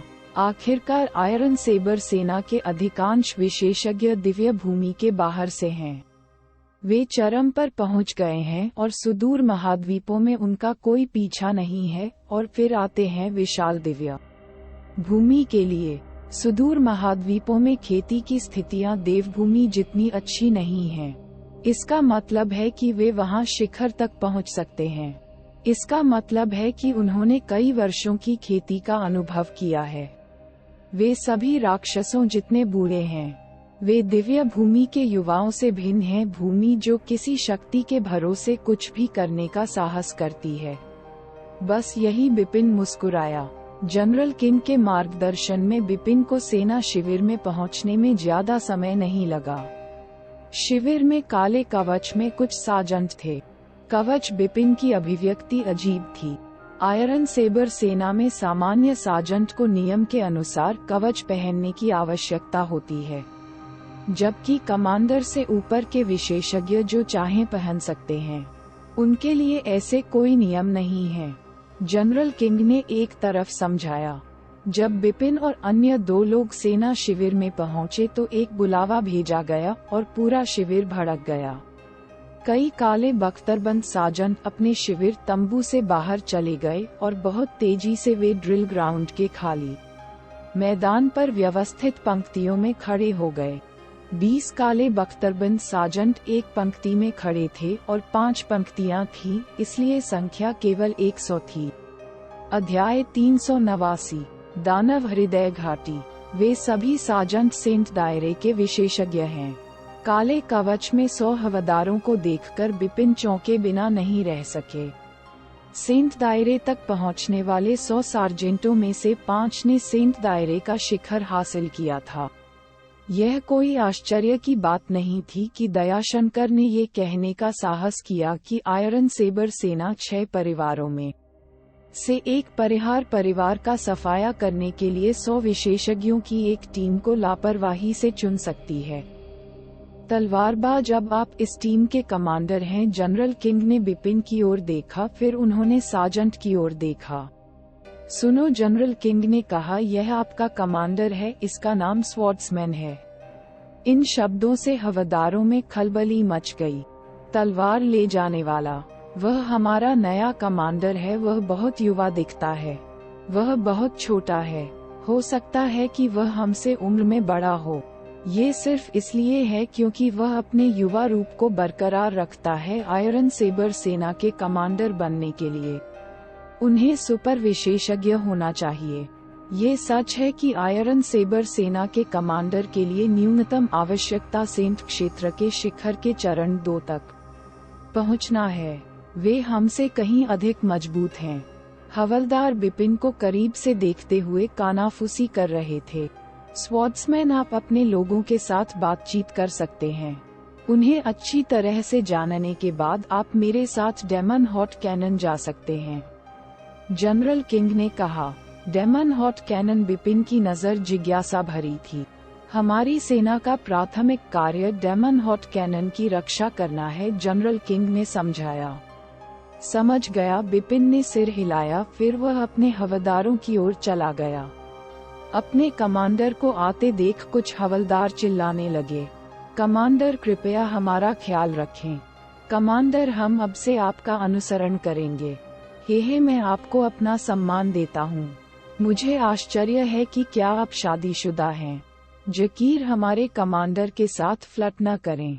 अधिकांश साजंट साहसी और स्पष्टवादी थे, केवल कुछ का चरित्र उदासीन था। बिपिन ने सार्जेंटों को गर्मजोशी से नमस्ते कहा। अभिवादन के दौरान उन्हें 5 सार्जेंटों के नाम याद आ गए। वे सेंट रियल्म के शिखर पर 5 विशेषज्ञ थे। उनमें से प्रत्येक ने 20 सदस्यों की एक टीम का कार्यभार संभाला था। आधे दिन के बाद बिपिन को अपनी टीम के बारे में और अधिक पता चला। तलवारबाज, अपने लोगों को मेरे साथ डेमन हॉट कैनन तक ले चलो। जनरल किंग, जो उसके पास इंतजार कर रहे थे, ने एक आदेश दिया। ठीक है, बिपिन ने सिर हिलाया। वह तुरंत अपनी टीम के साथ निकल पड़े। डेमन हॉट कैनन, जो आयरन सेबर टेरिटरी की सीमा पर स्थित था, एक विशाल घाटी थी। डेमन हॉट कैनन पहुंचने के बाद बिपिन ने तुरंत सार्जेंटों से भरा एक विशाल शिविर स्थल देखा। तंबू की लंबी कतारें मौजूद थीं। तंबुओं की संख्या के अनुसार उन्होंने अनुमान लगाया कि सार्जेंट 1000 से अधिक थे। इतने सारे लोग, ये सभी संत क्षेत्र के विशेषज्ञ हैं। बिपिन सार्जेंटों की संख्या देखकर आश्चर्यचकित रह गए। इसी समय उन्होंने आयरन सेबर सेना के शिविर स्थल के सामने एक पहाड़ पर एक और शिविर स्थल देखा और उनके सभी सार्जेंटों ने चांदी के कवच पहने हुए थे। यानी बिपिन ने विपरीत कैंपसाइट को देखते हुए भौहें सिकोड़ लीं। ये silver wing Lord general king के नेतृत्व वाली सिल्वर विंग सेना है। सिल्वर विंग लॉर्ड बिपिन ने अपनी भौहें चढ़ा लीं। वह ये भी जानते थे कि silver wing territory iron saber territory के बगल में था और सिल्वर विंग लॉर्ड भी क्लाउड क्षेत्र के एक शीर्ष विशेषज्ञ थे, जो उनके लॉर्ड से कमजोर नहीं थे। रजत पंखों वाली सेना ने हमारे सामने डेरा डाल दिया है, वे हमसे लड़ रहे हैं, बिपिन ने आश्चर्य से पूछा। जनरल किंग ने अपना सिर नहीं हिलाया और कहा कि हम सभी मार्क्विस पियाओजू के हैं, जिसका अर्थ है कि हम एक ही शिविर हैं। यदि हमारे पास एक दूसरे के प्रति द्वेष नहीं है तो हमारी दोनों सेनाएं नहीं लड़ेंगी। वे यहाँ हैं क्योंकि एक गुफा हवेली दिखाई दी है अभी कुछ समय पहले डेमन हॉट कैनन में। गुफा हवेली। बिपिन हैरान था। जनरल किंग ने जारी रखा, गुफा हवेली को एक क्लाउड क्षेत्र विशेषज्ञ द्वारा छोड़ा गया था, जो आयरन सेबर लॉर्ड और सिल्वर विंग लॉर्ड से भी अधिक मजबूत था। गुफा हवेली के उभरने के बाद दोनों लॉर्ड्स वहां आए और इसका पता लगाना चाहते थे, लेकिन उन्होंने पाया कि गुफा हवेली की रक्षा की जा रही थी। एक गठन। ये संरचना शक्तिशाली है। दोनों राजाओं ने अपनी पूरी कोशिश की, लेकिन इसे तोड़ नहीं सके। इसलिए उन्हें तब तक इंतजार करना होगा जब तक कि संरचना अपने आप गायब न हो जाए। जब से गुफा हवेली मिली है, संरचना तेजी से नष्ट होने लगी है। इसे जल्द ही टूटना चाहिए। इसलिए आयरन सेबर लॉर्ड ने हमारी पहली एमी को यहाँ की रक्षा करने के लिए कहा। एक बार यह टूट जाए तो हम तुरंत इस पर कब्जा कर लेंगे। शायद हम ये सब नहीं ले सकते, लेकिन कम से कम हमने पहल की। बिपिन तुरंत समझ गए। सिल्वर विंग्ड आर्मी को आयरन सेबर आर्मी की तरह ही सोचना चाहिए। तलवारबाज जनरल किंग ने बिपिन की ओर देखा। विशाल दिव्य भूमि के साथ साथ लौह कृपाण सेना में भी शक्ति का सम्मान किया जाता है। हमारी सेना में कई आक्रामक योद्धा हैं। आप कमांडर हैं और कुछ चुनौतियों का सामना करेंगे। आप इन चुनौतियों से इनकार नहीं कर सकते। यदि आप अन्य कमांडरों से हार जाते हैं तो कोई बात नहीं, लेकिन सामान्य सार्जेंटों से मत हारिए, अन्यथा वे आपका उपहास करेंगे। बिपिन ने मन ही मन इसकी प्रतीक्षा करते हुए हाँ में सिर हिलाया। वह युद्ध करने के लिए भी उत्सुक था, खासकर जब उसकी मुलाकात वास्तविक विशेषज्ञों से होती थी। आयरन सेबर सेना विशेषज्ञों से भरी हुई थी। दयाशंकर, बाकी बातें आप पर निर्भर हैं, जनरल किंग ने कहा और फिर वह चले गए। स्वॉर्ड्समैन, मैं तुम्हें हमारे कैंपसाइट के चारों ओर दिखाता हूँ, दयाशंकर ने मुस्कुराते हुए कहा। फिर वह बिपिन को कैंपसाइट पर ले गया। काले कवच में बहुत सारे हवलदार 2 और 3 की संख्या में एकत्र हुए। उनमें से कुछ बातें कर रहे थे, कुछ शराब पी रहे थे। उनमें से अधिकांश तंबू में खेती कर रहे थे। दयाशंकर और बिपिन ने सार्जेंटों का ध्यान अपनी ओर आकर्षित किया। उन सब की निगाहें बिपिन पर टिक गईं। वह कवच नहीं बल्कि काला वस्त्र पहनता है। वह एक नया कमांडर है। वह बहुत छोटा दिखता है। एक नए कमांडर की ताकत के बारे में क्या कहा जाए। बिपिन आगे बढ़े और देखा कि उनकी आंखें उत्सुकता से चमक रही थीं। अध्याय 390। चुनौती। तलवारबाज, रुको और देखो, उनमें से कुछ तुम्हें जल्द ही चुनौती देंगे, दयाशंकर ने धीमी आवाज में कहा। बिपिन की आंखों में युद्ध के इरादे की झलक के साथ एक फीकी मुस्कान थी। उसने उत्सुकता से सोचा, जितना अधिक बेहतर होगा उतना आगे बढ़ें। वह नैनीताल महाद्वीप में रहते थे। यह एक सुदूर महाद्वीप था, इसलिए सर्वोच्च विशेषज्ञ सीमित थे, लेकिन दिव्य भूमि में वह एक अलग स्थिति थी। वह इस भूमि के लिए उत्सुक था क्योंकि वह दिव्य भूमि के शीर्ष विशेषज्ञों के साथ युद्ध करना चाहता था। इस द्वीप पर कदम रखने के बाद से वह कई बार युद्ध कर चुका था, लेकिन उसने अपनी पूरी ताकत का इस्तेमाल नहीं किया था। इसके अलावा उसने वास्तव में कोई चुनौतीपूर्ण लड़ाई का अनुभव नहीं किया था। दयाशंकर और मनमोहन इतने शक्तिशाली थे कि उन्हें गंभीरता से लिया जा सकता था, लेकिन दोनों विशेषज्ञों ने बिपिन पर केवल अस्थायी हमले किए थे, इसलिए उनके बीच पूरी लड़ाई नहीं हुई थी। वह वास्तविक शीर्ष विशेषज्ञों से जमकर युद्ध करने के लिए उत्सुक था। जब बिपिन इसके बारे में सोच रहा था तो उनके सामने एक काली आकृति दिखाई दी। वहां दयाशंकर की आंखें चमक उठीं। एक गंजा आदमी काले कवच में था, जिसका मतलब था कि वह सिर्फ एक साधारण साजंत था। कमांडर जितेश, आपको मेरा प्रणाम। गंजे व्यक्ति ने उन्हें प्रणाम करते हुए कहा। क्या बात है? दयाशंकर ने उसका इरादा न जानने का नाटक किया। आप नए कमांडर हैं ना? क्या मैं आपका नाम जान सकता हूं? जितेश ने पूछा। मैं तलवारबाज हूं। ये सच है कि मैं अभी अभी आयरन सेबर आर्मी का कमांडर बना हूं, बिपिन ने जवाब दिया। कमांडर स्वॉर्ड्समैन, मैं हाल ही में एक अड़चन में फंस गया हूं। मैं इसमें सफलता हासिल करना चाहता हूं, इसलिए मैं मदद के लिए एक विशेषज्ञ की तलाश कर रहा हूं। मुझे आश्चर्य है कि क्या आप मुझे कुछ चालें सिखाना चाहेंगे? जितेश ने कहा। जैसा कि मुझे उम्मीद थी, बिपिन मुस्कुराए बिना नहीं रह सका। वह जानता था कि जितेश ने अपनी अड़चन को एक बहाने के रूप में इस्तेमाल किया है और उसका असली उद्देश्य उसे चुनौती देना है। निश्चित ही बिपिन ने बिना किसी हिचकिचाहट के उनकी चुनौती स्वीकार कर ली। धन्यवाद, जितेश ने सिर उठाते हुए कहा। उसके शरीर से सरिता की तुलना में थोड़ा कमजोर एक जबरदस्त आभा की लहर उठी। जितेश आयरन सेबर सेना में प्रसिद्ध है। हालांकि वह स्टेज 1 में एक साधारण साजंट है, फिर भी वह सबसे मजबूत में से एक है और लगभग उसके पास स्टेज 2 की ताकत है। आपको सावधान रहना चाहिए, हार मत मानो, दयाशंकर ने दोस्ताना तरीके से चेतावनी दी। चिंता न करें, बिपिन हल्की सी मुस्कुराहट और आत्मविश्वास से भरे दिखे। कमांडर तलवारबाज, कृपया। जितेश की आंखें भयंकर हो गईं, मानो वह कोई क्रूर जानवर हो। बिपिन ने कहा, अपनी चाल दिखाओ।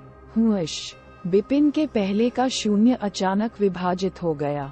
जितेश हाथ में भारी तलवार लेकर एक बैल की तरह उसकी ओर झपटा। तलवार का वजन कम से कम 5000 किलोग्राम से अधिक था। तलवार की रोशनी की एक रेखा हवा में चमकी, जिससे अजीब लहरें फैल गईं। बिपिन वहीं खड़ा रहा, मानो उसने उसे देखा ही न हो और उसे अपने ऊपर ही हमला कर दिया हो। तलवार की रोशनी सीधे उसके शरीर में चमकी, लेकिन खून नहीं बहा। बचा हुआ साया। जितेश थोड़ा आश्चर्यचकित हुआ। इसी बीच हवा का एक झोंका उसकी ओर आया। जितेश ने तुरंत अपना सिर घुमाया और पाया कि उसका प्रतिद्वंद्वी उसके पास खड़ा है और उसके चेहरे पर एक वार कर रहा है। उसने अपना शरीर हिलाया और अचानक अपना मुंह खोला और जोर से दहाड़ने लगा। ये दहाड़ ध्वनि तरंगों के हमले की थी। हालांकि यह इतनी शक्तिशाली नहीं थी कि बिपिन को एक सेकंड के लिए भी रोक सके। तब जितेश इसका फायदा उठाकर अपनी भारी तलवार से हमले को टाल सकता था। तुम में कुछ ताकत तो है, बिपिन ने अकेले में सिर हिलाया, फिर पीछे हट गया। इस समय जितेश एक उग्र शेर में बदल गया था और आगे बढ़ गया। उसने पीछा करते हुए अपनी तलवार लहराई। भारी तलवार ने जबरदस्त शक्ति उत्सर्जित की।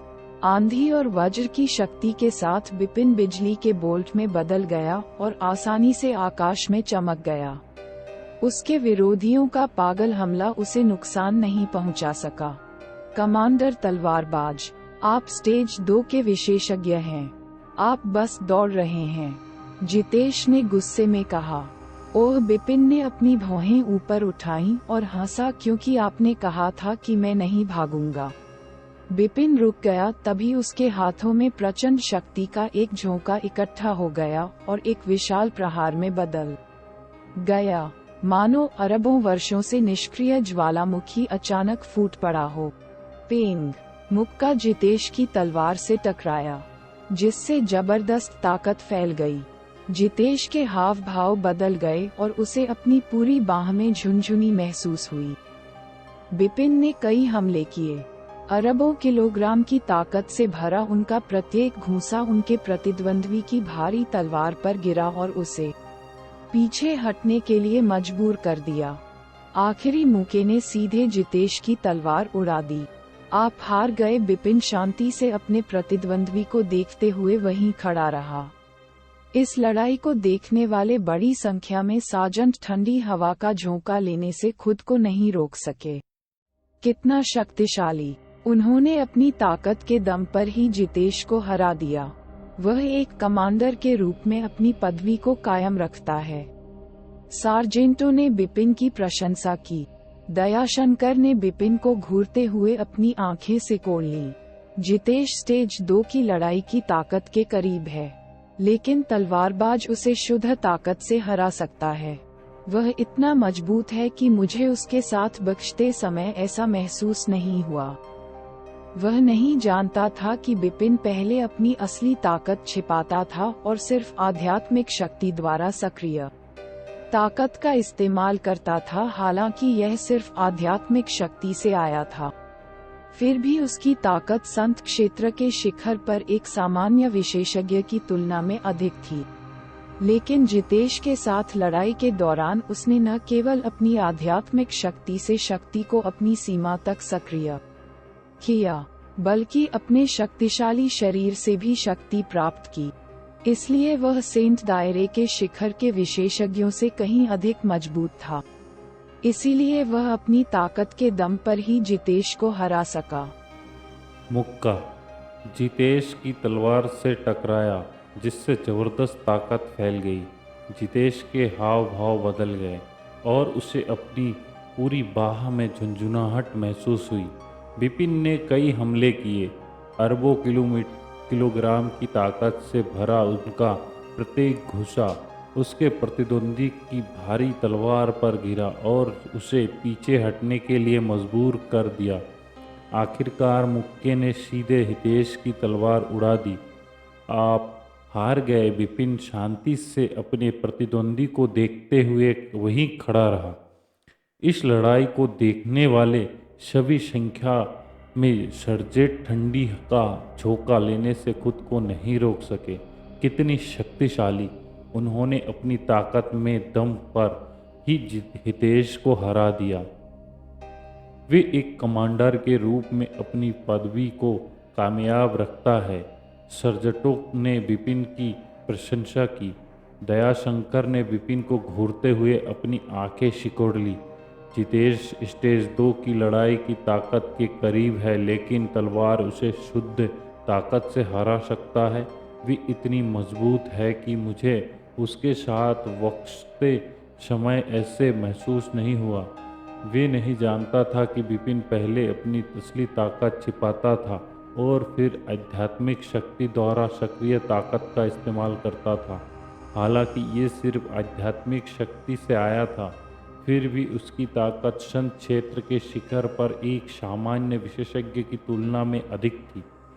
लेकिन जितेश के साथ लड़ाई के दौरान उसने न केवल अपनी आध्यात्मिक शक्ति को अपनी सीमा तक सक्रिय किया, बल्कि अपने शक्तिशाली शरीर से भी शक्ति प्राप्त की। इसलिए वे सेंट दायरे के शिखर के विशेषज्ञों से कहीं अधिक मजबूत था। इसलिए वे अपनी ताकत के दम पर ही जितेश को हरा सका।